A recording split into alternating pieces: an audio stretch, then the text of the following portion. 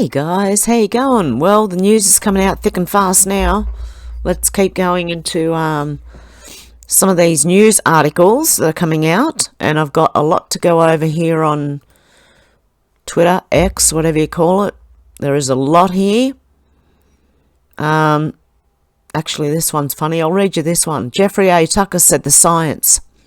Instead of killing millions of chickens because of bird flu, couldn't we just lock them down in the coop for 2 weeks to flatten the curve? Sounds good, doesn't it? That's what they did to us. Okay, let's go over here. Oakland corruption scandal. Democrat Oakland Mayor Sheng Thao and government officials allegedly funded by a sex trafficking drug ring. What? An FBI raid has exposed a complex web of alleged illicit activities involving high-ranking government officials and a notorious local business in Oakland, California. Andy Duong, a key member of the Duong family and the self-proclaimed proprietor of the now-defunct music cafe, is accused of using the cafe as a front for sex trafficking and drug operation. This establishment, which also functions as a karaoke lounge, was linked by state authorities to drug dealing, pimping and human trafficking before its closure in early 2019, the Mercury News reported. And there's obviously evidence. A lot of evidence, apparently. Okay, the recent FBI operations on June the 20th encompassed searches at several locations, including the residence of Andy Duong, his father David Duong, Mayor Thao, and the offices of CWS. These raids have brought to light alleged financial dealings and contributions made to various political campaigns in the Oakland and South Bay areas. The Gateway Pundit previously reported that FBI agents raided a home owned by Democrat Oakland Mayor Sheng Thao. An FBI spokesperson told the press that agents were conducting court-authorised law enforcement at Thao's property. The focus of the investigation is on David Duong, the CEO of California Waste Solutions, and his son Andy Duong. Both have deep-seated ties to Democrat politicians and businesses, NBC Bay Area reported. Their business dealings and political connections are under intense scrutiny following evidence that suggests they orchestrated a complex scheme to circumvent campaign finance laws and funnel illegal donations to various Democratic candidates. A quick look at Andy Duong's Instagram page reveals frequent posts with high-profile figures in the political world, including President Joe Biden, Vice President Kamala Harris, Governor Gavin Newsom, Attorney General Rob Bonta, and Health and Human Services Secretary and former State Attorney General Xavier Becerra. The list also includes elected leaders from other states such as Nevada Attorney General Aaron Ford, according to ABC 7 News. Documents and records filed by the Fair Political Practices Commission, FPPC, reveal that Andy Duong utilised straw donors to mask contributions made to political candidates, circumventing campaign finance laws. The Mercury News reported a man alleged to be a straw donor on behalf of the Duong family was arrested on suspicion of narcotic sales after a raid at the cafe. Charlie No, 35, the alleged straw donor, was among people who either managed, owned or were affiliated with the cafe, who gave roughly $18,000 mostly to Oakland City Council candidates between 2016 and 2018. All of them allegedly gave money on behalf of Andy Duong, who was accused of having cash in a drawer in his CWS office, used to give to a person tasked with lining up straw donors, records filed by the Fair Political Practices Commission said. An investigation is ongoing. Since 2019, Andy and David Duong have been under investigation by city ethics investigators for allegedly circumventing campaign finance limits by using several individuals and businesses to funnel money to candidates. In a probable cause filing related to the straw donor investigation, Angela J. Brereton, Chief of Enforcement for the FPPC, wrote that Andy Duong is affiliated with multiple businesses including the former Sancha Bar Music Cafe. Investigators with Oakland's Public Ethics Commission wrote in a separate filing that it is in possession of private messages in which Andy Duong holds himself out as the proprietor of the music cafe, aka Sancha Bar. Agents with the Alcoholic Beverage Control used cash to purchase ketamine and ecstasy from workers at the music cafe and karaoke lounge during a 2018 undercover operation before raiding the place in October 2018 and confiscating cash and drugs. Alcohol Beverage Control records. Charlie No, an alleged straw donor on behalf of the Duong family, made large deposits just before or after writing his cheques for campaign contributions. Despite his bank account showing insufficient funds, he made significant donations to multiple candidates. According to the FPPC's filing, No did not have enough money in his bank account to make the contributions he made. For example, he gave $700 to friends of Desley Brooks, even though he only had $49.58 in his bank account. $700 to re-elect Oakland Councilman Larry Reid in 2016, despite having only $2.14 to his name, and donated $800 again to Brooks, the former Oakland councilwoman, in 2018, despite having $5.32 in there. Each time he made a large deposit just before or after writing his cheque, city investigators said in court records. He is also listed in campaign documents as giving $700 to Oakland Council member Rebecca Kaplan in 2016, $700 to Oakland Council candidate Viola Gonzalez in 2016, $600 to San Jose Council member Tam Nguyen in 2017, and $250 to the campaign of Milpitas Council member Anthony Phan in 2016. In all, Mayor Thao, then a council member, received $2,400 from people associated with the cafe, records show. One of the cafe's owners admitted he gave $5,000 to then Oakland Council member Lynette Gibson McElhenney's Legal Defence Fund and $800 to then Oakland Council member Abel Gillen. Those elected officials have not been accused of violating campaign finance laws. I wonder how... Look, this is going to start at the very bottom, and then it's just going to go up and up and up.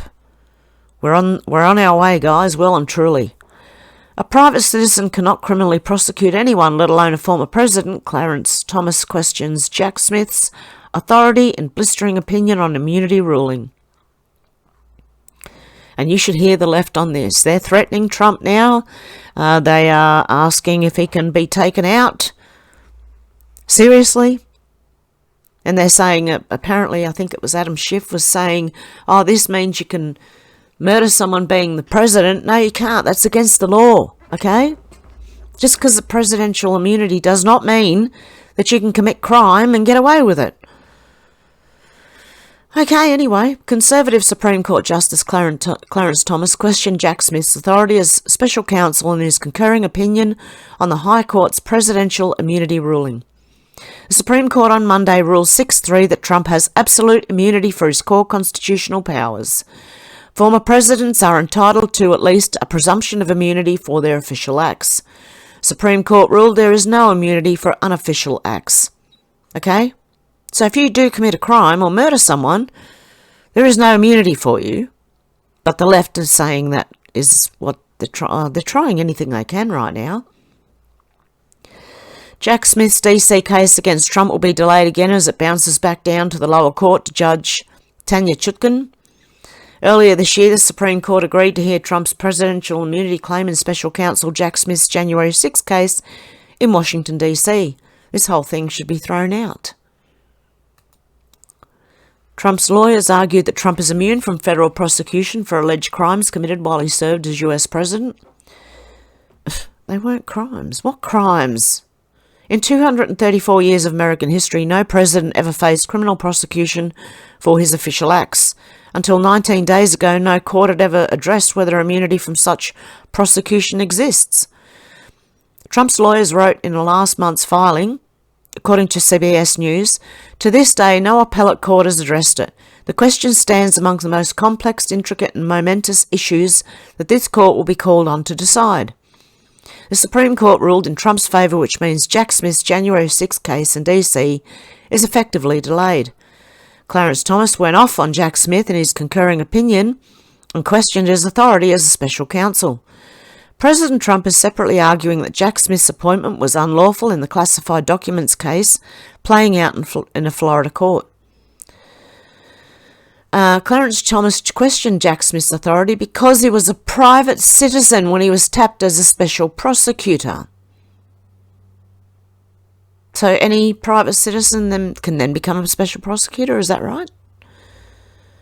I write separately to highlight another way in which this prosecution may violate our constitutional structure. In this case, the Attorney General purported to appoint a private citizen as special counsel to prosecute a former president on the behalf of the United States. But I'm not sure that any office for the special counsel has been established by law, as the Constitution requires. Article 2, CL.2, by requiring that Congress create federal offices by law, the Constitution imposes an important check against the President. He cannot create offices at his pleasure. If there is no law establishing the office that the special counsel occupies, then he cannot proceed with his prosecution. A private citizen cannot criminally prosecute anyone, let alone a former president, Clarence Thomas said. Clarence Thomas argued that no other former US president has been prosecuted for official acts, despite numerous past presidents taking actions that would argue constitutes crimes. No former president has faced criminal prosecution for his acts while in office in the more than 200 years since the founding of our country, and that is so despite numerous past presidents taking actions that many would argue constitute crimes. If this unprecedented prosecution is to proceed, it must be conducted by someone duly authorised to do so by the American people. The lower courts should thus answer these essential questions concerning the special counsel's appointment before proceeding, Clarence Thomas wrote. Thomas also argued that Jack Smith is not a Senate-confirmed. Trump's lawyers are also using this argument before Judge Cannon. The Constitution sets forth how an office may be created and how it may be filled. The Appointments Clause provided the President shall nominate and by and with the advice and consent of the Senate shall appoint ambassadors, other public ministers and consuls,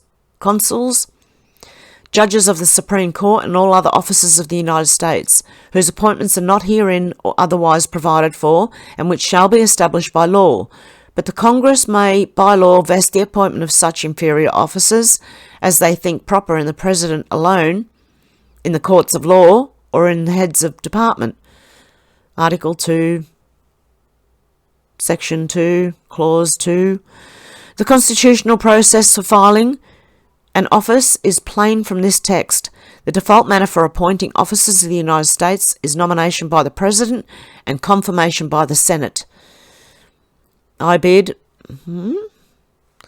But the clause provides a limited exception for the appointment of inferior officers. Congress may, by law, authorise one of the three specified actors to appoint inferior officers without the advice and consent of the Senate.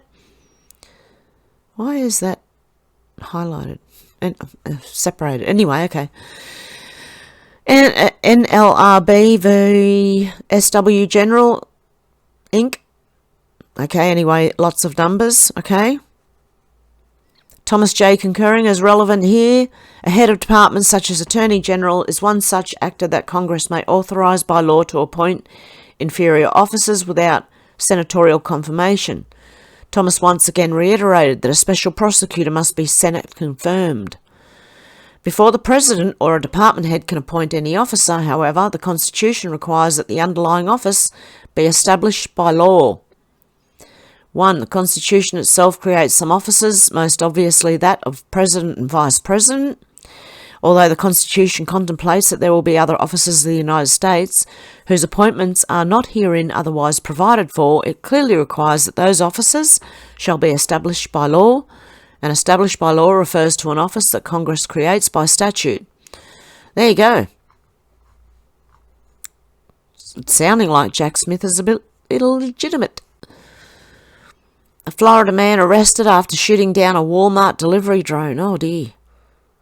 Former Somali Prime Minister Hassan Kahir agrees the interests of Rep Ilhan Omar are that of the Somalian people and Somalia. Then she should go over there and fight for them. Let's start a GoFundMe to get her on a plane to go back over. Illegal alien charged in attack of a disabled child in Boston out of jail after leftist judge releases him on $500 bail. Megan Rapinoe, who demands trans athletes be allowed to compete against women, goes mum when the reporter actually presses her. Okay, Biden camp responds to SCOTUS immunity ruling with unhinged statement attacking Trump. There's more here that I want to read, so I'm not reading every single one of them. Classic Conservative champion Viktor Orban takes over European Union presidency. Hungarian PM vows to make Europe great again. MSNBC resident wacko Joy Reid claims Biden's health irrelevant. He could be in a wheelchair. I don't care as long as Trump doesn't win. That doesn't even look like her anymore. I don't know. Leftist tears, elected Democrats lose their mind following President Trump's massive Supreme Court win on presidential immunity. Jury rules in favour of freedom. Blue Cross Blue Shield of Tennessee ordered to pay almost $700,000 to an employee fired for refusing the COVID vaccine. And Jill Biden dons a $5,000 silk tuxedo dress on cover of Vogue, asserts we will decide our future. Oh dear, the Crims will decide the future. American military bases in Europe under heightened alert. FP Con Charlie over possible terrorist attacks. Okay. Terrifying Mueller's hatchet man Andrew Weissman melts down over SCOTUS immunity ruling, floats absurd SEAL Team 6 assassination hypothetical. He does. What is happening here is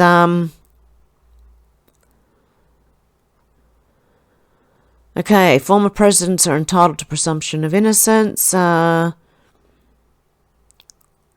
You could make the argument that is official conduct at the very least, presumptively, Wiseman said, referring to absurd hypothetical argument that a president could order SEAL Team 6 to assassinate a political rival. That's against the law, okay? You're not allowed to just kill people. What if a president decides that a political adversary is a threat to democracy and orders the killing, Wiseman said, referring to Biden-appointed Judge Florence Pan's argument. Oh, my God. It started out with Jack Smith and Biden's appointed federal judge Florence Pan. The plot hypothetical it is, okay? Hypothetical plot. Oh dear. This is ridiculous. See? This is what they're doing, okay? They're trying to say that. Take all of them out. Zuma Biden superfan tweets about military offing Trump and Supreme Court justices following immunity ruling. This is crazy. This guy, Harry Sisson, his name is a little Biden, influencer. I don't know. It's just really weird. But anyway, what he says is, according to the Supreme Court, Biden could now send in SEAL Team 6 to take them all out. He could send in the military to take out Trump. He has immunity for official acts now. Wow. The SEAL Team 6 reference is an asinine hypothetical posited by DC US Court of Appeal Judge Flo Pan during oral arguments back in January, seemingly thinking ruling in Trump's favour would give him the authority to take out political opponents. The Supreme Court, of course, had no interest in that line of nonsense and overturned the Federal Appeals Court ruling that Trump did not have broad immunity from prosecution. Sisson's post caught the attention of Trump campaign manager Chris LaCivita, who responded, expect a visit. One would assume he meant a visit from Secret Service. Yes, that's exactly what I would think, from an authority to possibly be questioned and possibly arrested. I don't know. Sisson refused to back off his tweet and posted a video outrageously accusing LaCivita threatening him. Trump's campaign manager Chris LaCivita just responded to me saying expect a visit. What do you think that means? Is the Trump campaign threatening me with a visit? Are they going to send guys to my house to keep me quiet? You know, I'm just using my First Amendment right to tell them how awful their candidate is. This really is a perfect summary of the Trump campaign, and their candidate is so terrible they have to resort to tactics like this. Okay, well, your candidate is so terrible that you had to act like this. Okay? Very, very simple. Do you want to listen to the craziness? Ready? So Donald Trump's campaign manager just threatened me on social media. I'm not joking. In response to the immunity decision from the Supreme Court this morning, I said on Twitter, according to the Supreme Court, Biden can now send in SEAL Team 6 to take them all out. He could send in the military to take out Trump. He has immunity for official acts now. And I guess the Trump campaign didn't like that very much, because Trump's campaign manager, Chris LaCivita, responded to me by saying, "Expect a visit." Now, what do you think that means? Is the Trump campaign threatening me with a visit? Are they saying they're going to send their guys to my house to try to keep me quiet so I won't advocate against their candidate? Is that what he's implying here? You know, I'm just using my First Amendment rights to tell them how awful their candidate is. But of course, the Trump campaign doesn't believe in all that. Trump said he wants to be a dictator on day one. This really is the perfect summary of the Trump campaign. Their candidate is so terrible that they have to resort to tactics like this. But here's my message to Chris LaCivita and the entire Trump campaign. No.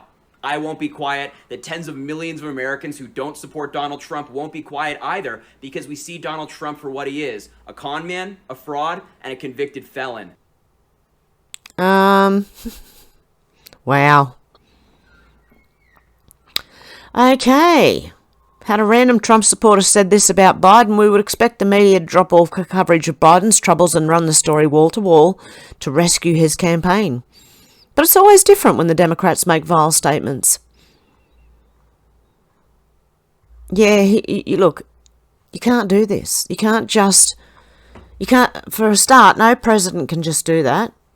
Although they probably have in the past. But anyway, no, you're not supposed to. And I think it's nearly considered like well, not quite a threat. Anyway. Kamala Harris lies about Trump on X, gets fact-checked by Community Notes, brutally called out by Musk. Lying on this platform doesn't work anymore. And she did. Okay, let's have a look. Okay. Where is it? Okay, Kamala Harris said Donald Trump would ban abortion nationwide. Readers added context. President Trump has repeatedly said he will not sign a national abortion ban. Many articles. Okay, fact check. And then Elon Musk wrote, when will politicians, or at least the intern who runs their account, learn that lying on this platform doesn't work anymore? Exactly. So there you go, guys. I'm going to do a whole lot more. I'm going to go into a lot more of these stories and more over on Rumble. So I hope you can join me over there. The link's in the comments, in the drop-down box down below the description. I hope you have a good morning, afternoon or evening, wherever you are. I'll talk to you soon. Bye.